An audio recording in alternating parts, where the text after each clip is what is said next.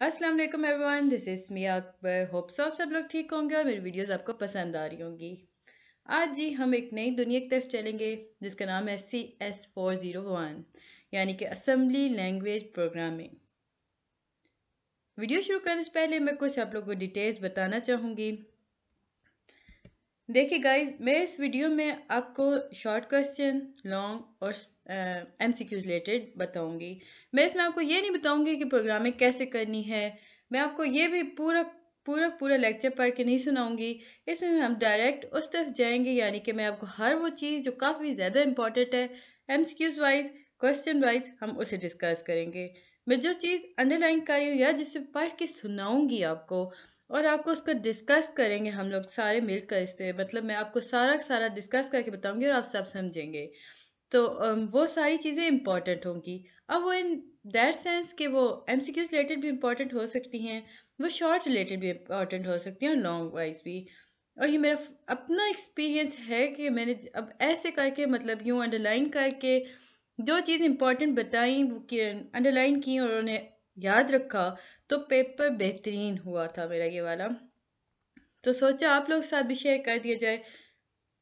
तो चलिए जी वीडियो शुरू करते हैं। वीडियो शुरू करने से पहले काइंडली मेरे चैनल को लाइक और सब्सक्राइब ज़रूर कीजिएगा। देखिए मैं आपके लिए इतनी मेहनत कर रही हूँ। मैंने ये सारा पूरा का पूरा प्रोसीजर, इसका मतलब यूँ समझ लें कि पूरी बुक पढ़ी, उसे अंडरलाइन किया, पेपर दिए, मुझे काफ़ी टाइम हो गया था, वो मैंने बुक डिलीट कर दी थी, नए सिरे से बनाई, सारा कुछ किया। तो इन रिटर्न मेरी इतनी ज़्यादा मेहनत के इन रिटर्न काइंडली मेरे चैनल को सब्सक्राइब ज़रूर कीजिएगा और अपने दोस्तों के साथ शेयर कीजिएगा ताकि उनका भी कुछ फ़ायदा हो सके और उन्हें भी तलकीन कीजिएगा कि मेरे चैनल को सब्सक्राइब करें। आप जब मेरे चैनल को सब्सक्राइब नहीं करते तो मेरी बनाई हुई बहुत सारी वीडियोस आपसे मिस हो जाती हैं। फिर आप लोग एक नया इशू हो जाता है कि वीडियो कहाँ है, उनके लिंक क्या हैं। तो काइंडली मेरे चैनल को सब्सक्राइब ज़रूर कीजिएगा। बेल आइकन को भी बटन को भी प्रेस कर दीजिएगा ताकि मेरी आने वाली वीडियोस के नोटिफिकेशन आपको मिल सकें। तो ये तो हो गया जी इंट्रोडक्शन। मैंने ये ज़रूरी समझा था कि आपको बताऊं। तो चलें जी अब डायरेक्ट चलते हैं अपने फर्स्ट लेक्चर की तरफ। Lecture number 1, basic computer architecture. हम इसमें अब क्या क्या पढ़ेंगे वो मैं आपको साथ साथ डिफाइन करती जाऊंगी। Addresses, data and control buses. कहा ये गया कि कंप्यूटर सिस्टम जो है वो प्रोसेसर, मेमोरी और IO डिवाइस से मिलके बना है। कंप्यूटर सिस्टम कितनी चीज़ों से मिलके बना है जी?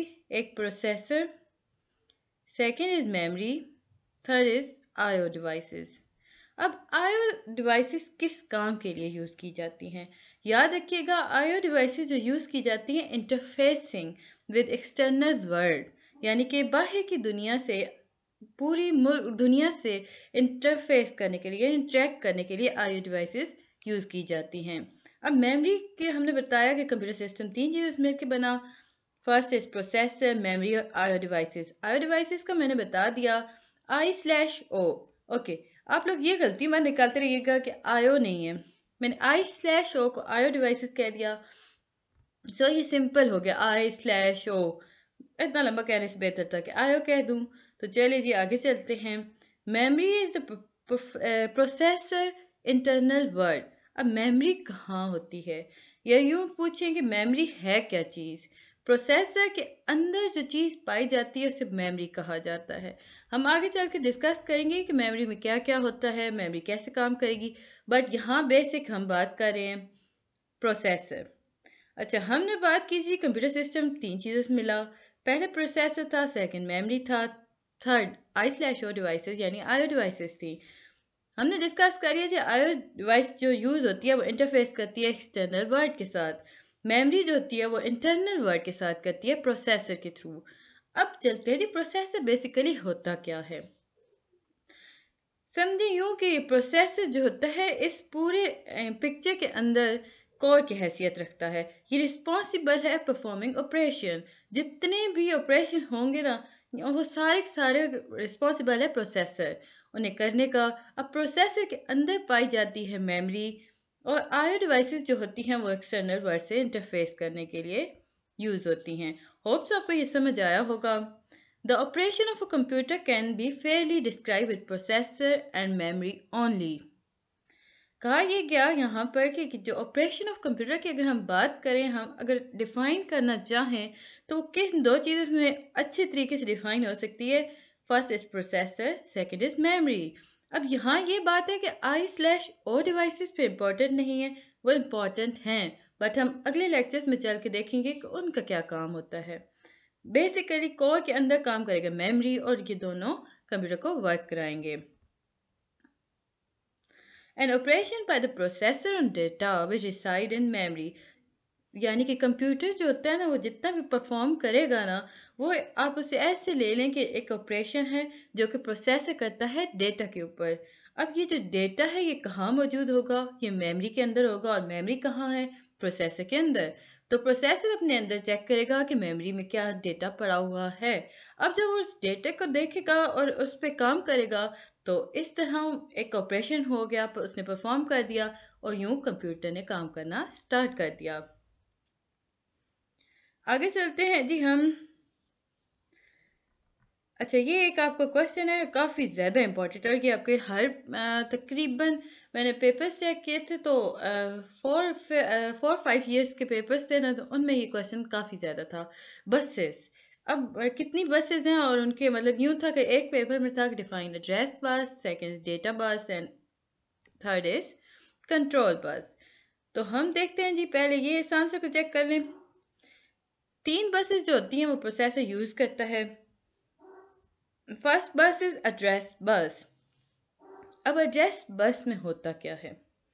The group of bit that the processor uses to inform the memory about which element to read or write is collectively known as the address bus. Group of bits की अगर बात करते हैं कि एक बिट्स का एक ग्रुप है जिससे प्रोसेसर यूज कर रहा है मेमोरी को बताने के लिए कि किस एलिमेंट को आपने पढ़ना है और किसको लिखना है। तो ये इस सारे ग्रुप को हम कहेंगे ये एड्रेस बस है। यानी कि एड्रेस बस में प्रोसेसर मेमोरी से कहेगा कि इस चीज़ को, इस एलिमेंट को आपने लिखना है और इस एलिमेंट को पढ़ना है खाली। सेकेंड है जी डेटा बस। अब डेटा बस क्या करती है? डेटा बस यूज की जाती है जी मूव करने के लिए डेटा को एक from the memory to the processor. अगर हम बात करते हैं कि जी मेमोरी से प्रोसेसर तक डेटा, अब प्रोसेसर ने, हम इस तरह से आसानी से और भी कर लेते हैं जी। प्रोसेसर ने मेमोरी से कहा कि देखो ये एलिमेंट है, तो मैं उसने एक इंफॉर्मेशन दी, उसने कमांड दी मेमोरी को, देखो ये एलिमेंट है, इसे तुमने पढ़ना है और इसे लिखना है। फिर जब उसे पता चल गया मेमोरी को कि इसे पढ़ना है और इसे लिखना है, उसने सेपरेट कर दिया।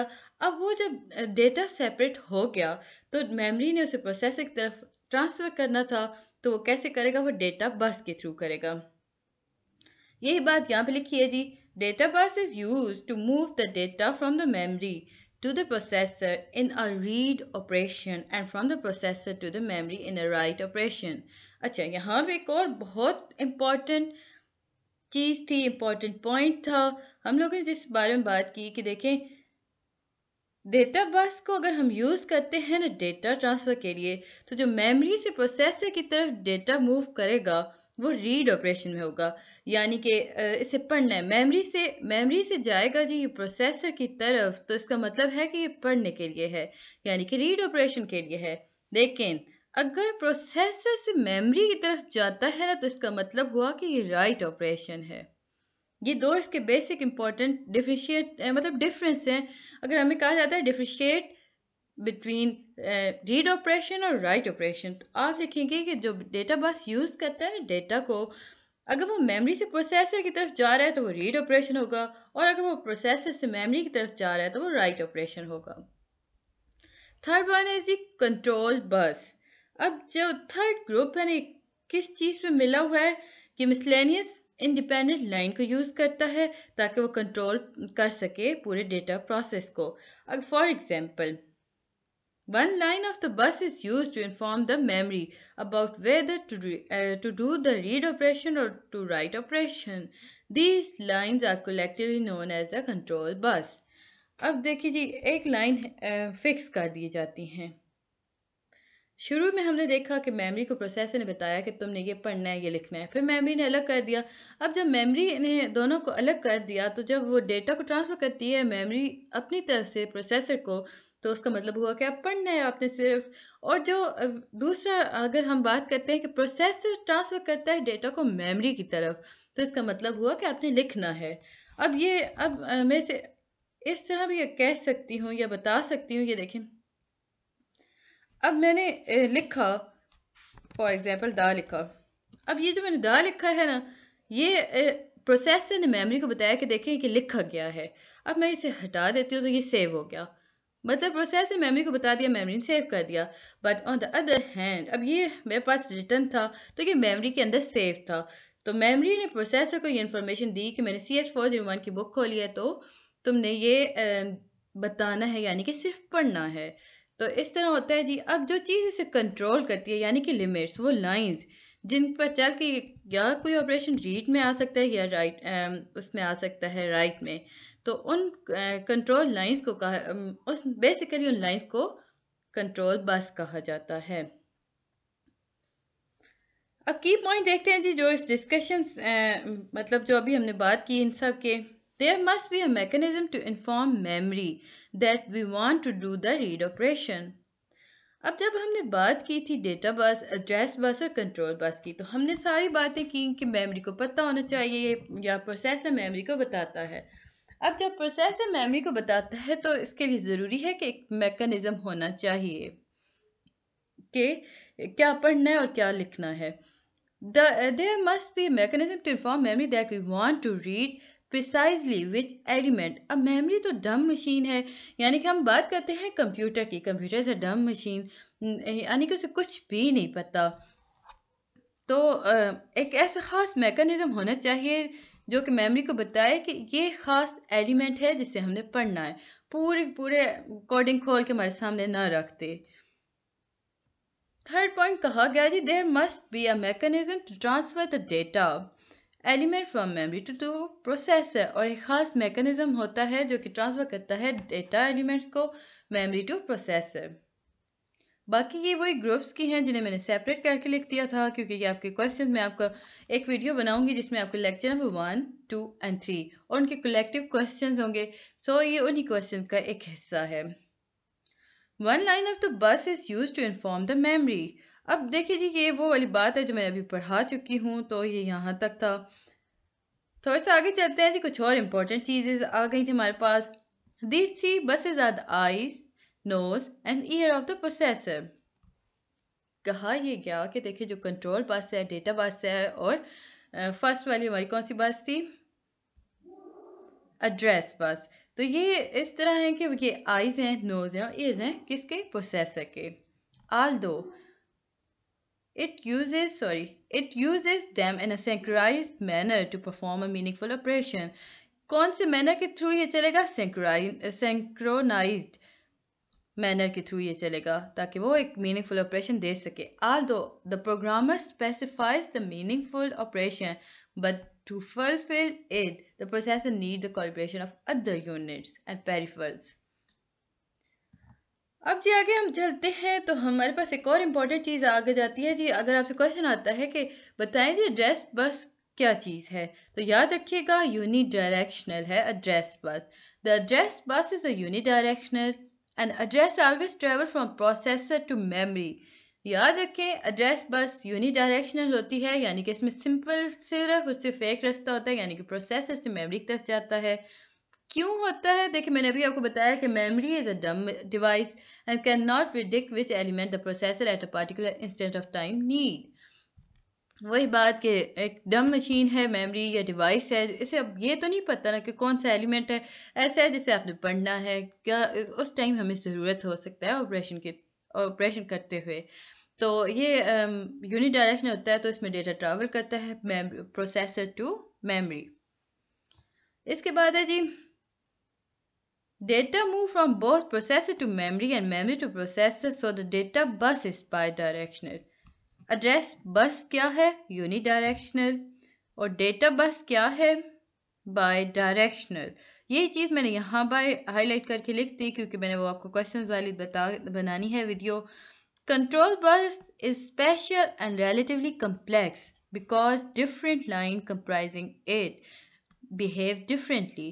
यानी ये कहा गया कि एड्रेस बस यूनिडायरेक्शनल है डेटा बस बाई डायरेक्शनल है और कंट्रोल बस जो होती है वो स्पेशल है, या उसे आप कह सकते हैं रिलेटिवली कम्प्लेक्स है, यानी कि वो कम्प्लेक्स फॉर्म है। अब ये क्यों है? क्योंकि इसके अंदर से बहुत सारी लाइंस पास होती हैं या कंप्राइज करती हैं जो इसे मुख्तलिफ बना देती हैं।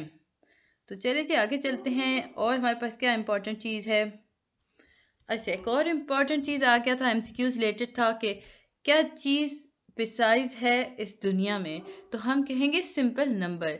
हम आगे चल के पढ़ेंगे कि देखिए जी कंप्यूटर तो डम मशीन है, इसे सिंपल नंबर की ज़ुबान आती है। लेक्चर नंबर 2 में हम करेंगे इसे इंशाल्लाह। तो डम मशीन है, इसे सिंपल पता है 0 और 1, इसे नहीं पता कि क्या करना है और क्या नहीं।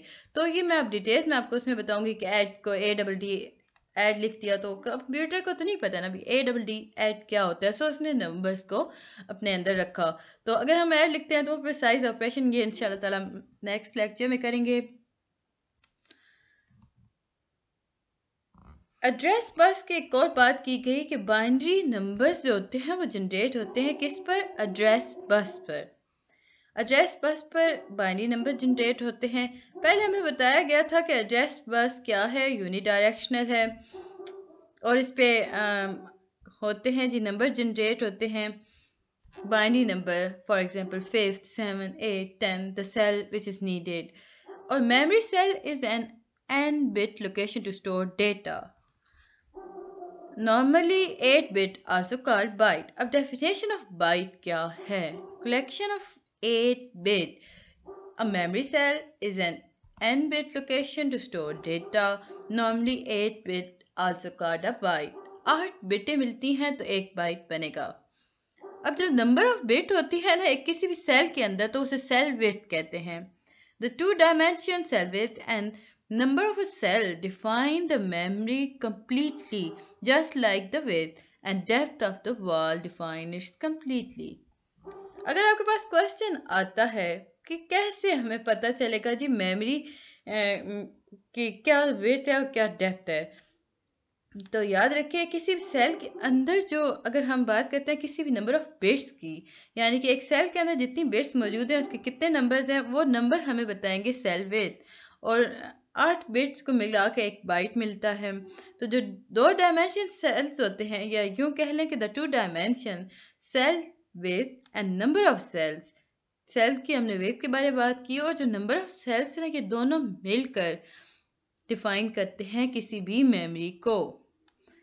अगर हम मेमोरी को डिफाइन करें जी क्या है मेमोरी, अगर हम डिफाइन करते हैं it is 2 dimension. The first, अब 2 डायमेंशंस क्या होंगे? जब हमने सेल विड्थ और नंबर की बात की तो हमारे पास मेमोरी की डेफिनेशन प्रॉपर स्टार्ट होना शुरू हो गई, यानी कि एक प्रेजेंट आना, मतलब यूँ कर लें कि समझ आना शुरू हो गई कि मेमोरी क्या हो सकती है। अब वो 2 डायरेक्शन भी हो सकती है, यानी कि 2 डायमेंशंस हो सकती हैं। पहली डायमेंशन क्या करेगी? ये बताएगी कि कितने पैरेलल बिट्स हैं एक सिंगल मेमोरी सेल के अंदर। The first dimension define how many parallel bits are there in a single memory cell. The memory is called 8-bit or 16-bit. For this reason, this is also the word size of the memory. Cell cannot be wider than the width of the data bus. एक और important point हमारे पास आ गया था कि cell जो होते हैं memory cell, basically अगर हम इन जनरल बात करें तो हम कहेंगे कि मेमोरी जो सेल्स होते हैं ना, यानी कि मेमोरी सेल्स वो कभी भी वाइडर नहीं हो सकते देन द विड्थ, यानी विड्थ से वाइडर नहीं हो सकते। अब ये किस में होता है कि डेटा बस में। आगे हम चलते हैं जी। As we previously discussed that the control bus carries the intent of the processor that it wants to read और राइट। तो मैंने काफ़ी डिटेल में डिस्कस कर दिया आप लोगों को, बस इसका I hope so idea clear हो गया होगा। अगर कुछ समझ नहीं आ रहा तो मुझसे पूछ लीजिएगा। यहाँ ये कहा गया कि देखिए जी हम पहले डिस्कस कर चुके हैं कंट्रोल बस के अंदर 2 तरीके ऑपरेशन परफॉर्म किए जाते हैं कि वो प्रोसेसर उसे बताता है कि क्या चीज़ पढ़नी है और क्या लिखना है। तो मेमोरी जो होती है वो अपना बिहेवियर को चेंज कर देती है in response to this signal from the processor. अब कंट्रोल बस ने प्रोसेसर को बताया कि देखो ये चीज़ पढ़नी है और इसे लिखना है। अब जब प्रोसेसर ने मेमोरी को एक सिग्नल भेजा और मेमोरी ने उस सिग्नल को देखा तो उसने अपने बिहेवियर को चेंज कर दिया। अब ये सब क्या डिफाइन करता है? ये सब डिफाइन करता है जी डायरेक्शन ऑफ डेटा फ्लो। क्या चीज डिफाइन हुई? Direction of data flow. If processor want to read but memory wants to write. अगर देखें जी, अगर प्रोसेसर चाहता है कि रीड करो लेकिन मेमोरी जो हो वो कहे कि देखो नहीं तुमने लिखना है, तो क्या होगा?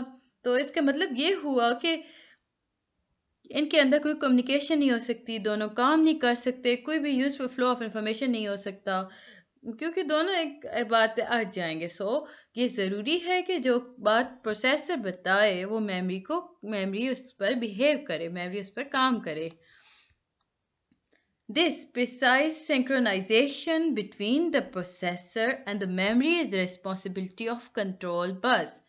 अब अगर वो प्रोसेसर कहता है कि देखो तुमने ये पढ़ना है और मेमोरी कहे नहीं तुमने लिखना है, तो कुछ भी नहीं होगा। हमने देखा इन द रिजल्ट कि कम्युनिकेशन ख़त्म हो जाएगी, यूजफुल फ्लो ऑफ इंफॉर्मेशन रुक जाएगा। तो जो कंट्रोल बस होती है ना, उसकी सबसे बड़ी रिस्पॉन्सिबिलिटी यही होती है कि वो मेमोरी और प्रोसेसर को एक पेज पर रखे। यानी अगर प्रोसेसर कहता है कि तुमने लिखना है तो वो लिखे, मेमोरी अपनी मर्जी ना चलाए। सो ये सारा काम कंट्रोल बस करता है। Control bus is only the mechanism. The responsibility of sending the appropriate signal on the control bus to the memory is of the processor. अगर हम बात करें कि रिस्पॉन्सिबिलिटी किसी भी चीज़ की, कंट्रोल बस कैसे काम करेगा, वो उसके एक और रिस्पॉन्सिबिलिटी है कि वो सेंड करेगा एक प्रॉपर सही सिग्नल मेमोरी को और प्रोसेसर को कि ये बात तुमने करनी है, ये काम तुमने करना है। वो हमारी आवाज़ तो नहीं सुन रहा ना, तो उसे समझ नहीं आएगी क्या हो रहा है, तो यूं ये हमारा काम करेगा। ओके जी गाइस, ये था लेक्चर नंबर 1। तो थोड़ा सा लेक्चर नंबर 2 स्टार्ट कर देते हैं, या यूं करते हैं कि लेक्चर नंबर 2 की हम नेक्स्ट वीडियो बनाएंगे। होप्स आपको समझ आया होगा। मिलते हैं जी नेक्स्ट वीडियो में, तब तक के लिए अल्लाह हाफिज़। काइंडली मेरे चैनल को लाइक और सब्सक्राइब ज़रूर कीजिएगा।